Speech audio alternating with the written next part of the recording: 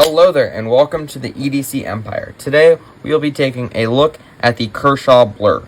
The Kershaw Blur was designed by Ken Onion, who is a well-known knife designer, and also developed the SpeedSafe technology, which goes inside of the Kershaw Blur, which you just seen there. We will get into that later on in the review, but I just wanted to mention that before we got further into it.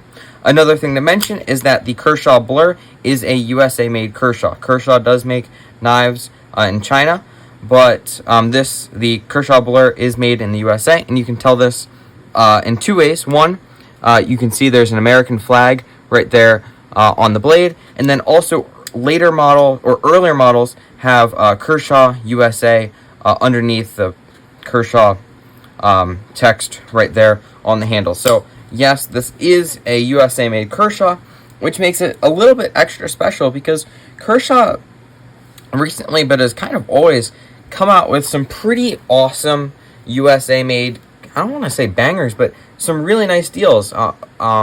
They've had the Blur, they've also had their automatic line, and yeah, they managed to pump out some really nice offerings that are made in the USA.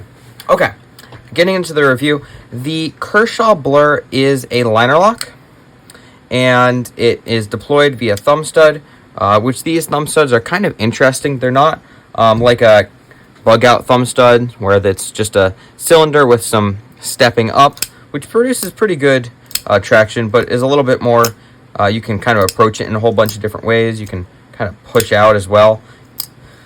With the Blur, because it's assisted, they pretty much just make it so all you got to do is push up, and the assisted or the SpeedSafe technology kind of does the rest. So they're very comfortable, they're very easy to use, but they aren't really thumb studs. They're just ramps that you can push.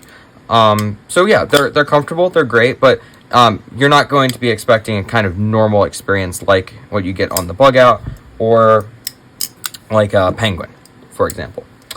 But yeah, it is the pivot assembly on it is washers, Phosphor bonds washers, so you're not going to be getting bearings, but it does have very smooth action up until it gets to that kind of stopping point, and then you kind of engage the spring, so to speak. It is important to note that this is assisted and is not automatic, so legality is more lenient on a knife like this than compared to something like this or a push button auto. So this is not considered the same thing, but it does have a spring which helps assist the knife open, so it is a little bit more under scrutiny than something like a normal manual folder. So keep that in mind as well.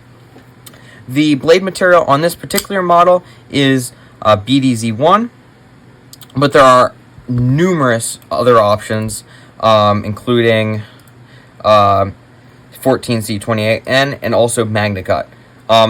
They actually have on Blade HQ for about $130. You can get MagnaCut in the drop point variation with blue aluminum, for example, for $130. And that's honestly probably about as cheap that one is going to be able to get MagnaCut for quite a while. Or MagnaCut that's heat treated well and is also on a really good design and is not using other materials that are kind of lessened. It's really impressive, and honestly, if I were to buy this again and I could not get this version, I would go the MagnaCut version.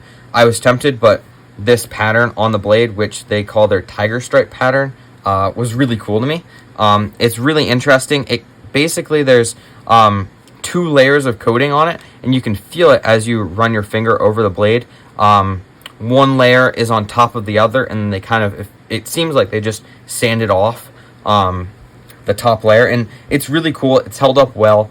You can see on the aluminum here, which this is aluminum with Trac-Tec inserts, that it's gotten well loved, and it's held up really nicely. For blade options, you can get a Tanto, which you'll see here, or a Recurve drop point, and then the blade is hollow ground, which comes to a very thin edge. The overall length of the Kershaw Blur is 7.86 inches when open and 4.50 inches when closed. You have an overall depth when folded of 1.42 inches, and then a width at the pivot of 0.46 inches, which means compared to your PM2, you're right about in the same ballpark. And then getting into some size comparisons, we have the PM2 and Para 3. What you can see here is it's definitely a more full-size knife, a little bit smaller than the PM2, but definitely larger than the Para 3. And then we've got the Delica 4 and the Benchmade Bug Out. And what you'll see here is the trend kind of continues. It's larger than both, but not to an extreme degree. And then finally, we've got the Civivi Elementum and the QSP Penguin. And again, some pretty similarly sized knives here, both of which are smaller than the Kershaw Blur.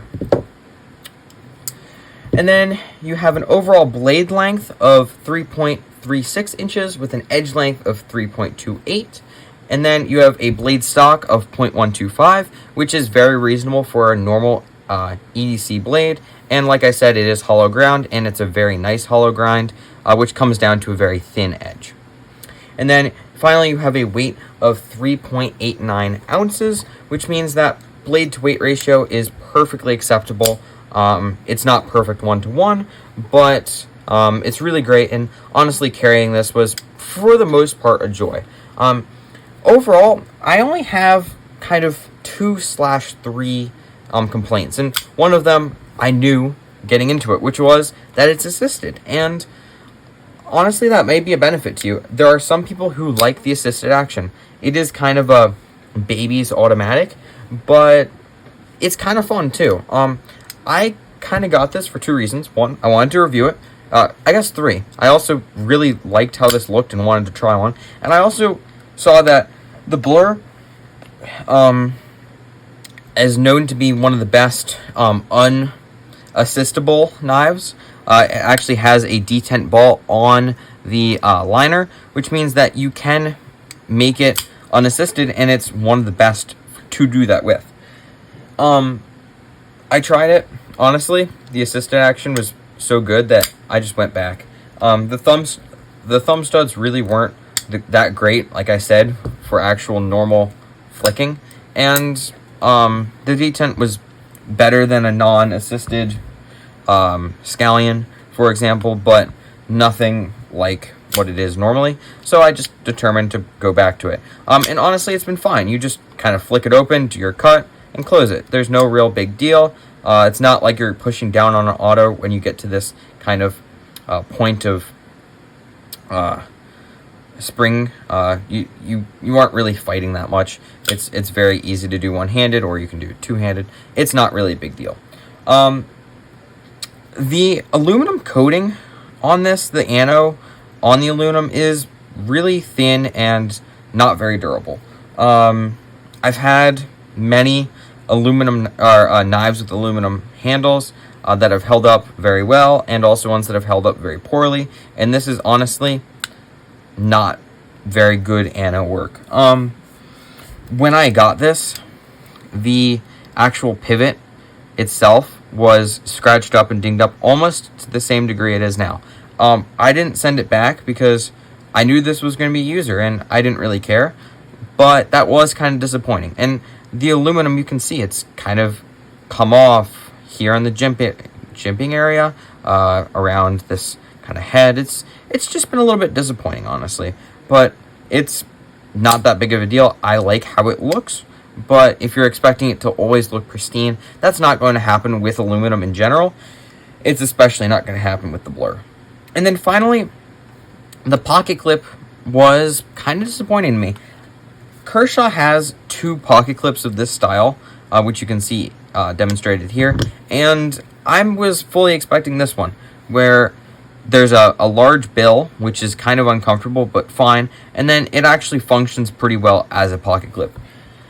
Frankly, this one doesn't really. The bill is a lot less extreme, which I'm very happy to see, but the actual amount of space between the scale and the bottom, or the main part of the clip, is so thin that if you wear thicker pants or even just blue jeans, it doesn't really want to get in there. You kind of got to fight it, especially with this Trac-Tec. skateboard texturing, I guess. It's just it gets in the way, and it's a bit of pain in the butt. You can easily find replacement clips, which I've thought about doing, and I probably will do eventually. But that was the main carry downfall. Other than that, the Kershaw Blur has been really great. The jimping area it's kind of laughable to call it jimping. It's very rounded. It's not very deep. It's in a fine place if it were jimping. There's nothing out here, obviously, but I don't really find that I need it. The Trac-Tec does plenty of texturing for the handle itself, and most of the time I don't need anything up here, and I can just push down on the blade if I were to want something there. So no complaints there. Ergos are great. The clip is a little bit of a hot spot, but honestly not too bad for how long the clip is. I was pleasantly surprised about that. And overall, the whole knife feels really good. Yeah, the thing just it's nice. I've always just been impressed with how thin behind the edge it is, which has meant that even with BDZ1, I don't really have to worry about it that much. I've cut plenty with it, and it's held an edge really nicely. And when I do eventually need to strop it up, I know it'll return back to a screaming sharp edge. So overall, if you're interested in this thing, I have no reservations recommending it. But you kind of have to be in two camps. You either want an assisted knife like this, and this looks awesome, or you want something that the Blur offers that not many other knives do. In my case, this was the camp that I fell into. I really wanted this coating. I thought that the tiger stripe coating looked really nice.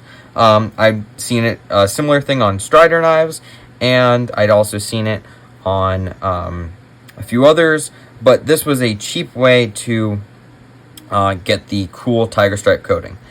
Or if you want MagnaCut for cheap, like I said, if you go on Blade HQ right now for about $130, you will have yourself a nice MagnaCut, almost, yeah, a little over 3 1/4 inch blade, which is just a nice chunk of MagnaCut, which will serve you well. And if you want the newest type steel, go for it. If you're not one of those two parties, it's probably kind of a pass. It's not an overly expensive knife, so if you've just always been curious, why not? But there are plenty of other options for the 180 or the 80 to like 130 range that you could find that may be more interesting, aren't assisted, etc. So yeah, if you enjoyed this review, please consider liking and subscribing, and if you own the Kershaw Blur, please comment down below what you think about it. Thanks for watching.